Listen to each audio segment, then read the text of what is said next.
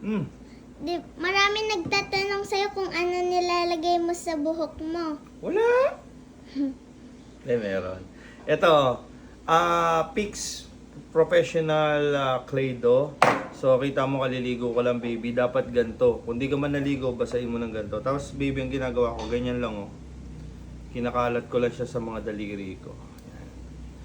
Ngayon, ganyan lang siya. Para mas maganda kabilaan, baby. Di ba laging wet look? Hindi siya gel. Clay dough siya. Huwag niyo siyang hahawakan pagtas niyo siyang lagyan para manatili yung shiny niya. Ayan, oh. Diba ganyan? Tapos ang gupit natin, baby, is Warrior Cut Mid Fade. Sa Mr. Suave kay Eric. Hanapin niyo yan. Sa Imus. Yan. Baby, lika rito. Gaganyanin niyo lang, oh. Yan.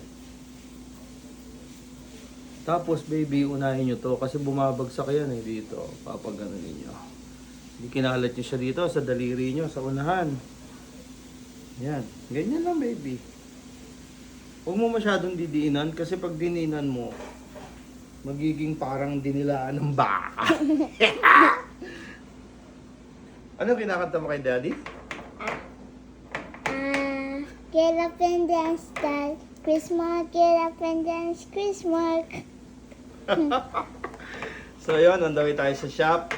Meron tayong schedule. Small lang. Either tomorrow yung isa. Kasi meron tayong schedule tomorrow ng around 8 to 9 a.m. Medyo malaki-laki kaya sibuan ng tatato ng iba. Yung isa naman nasa inuman pa.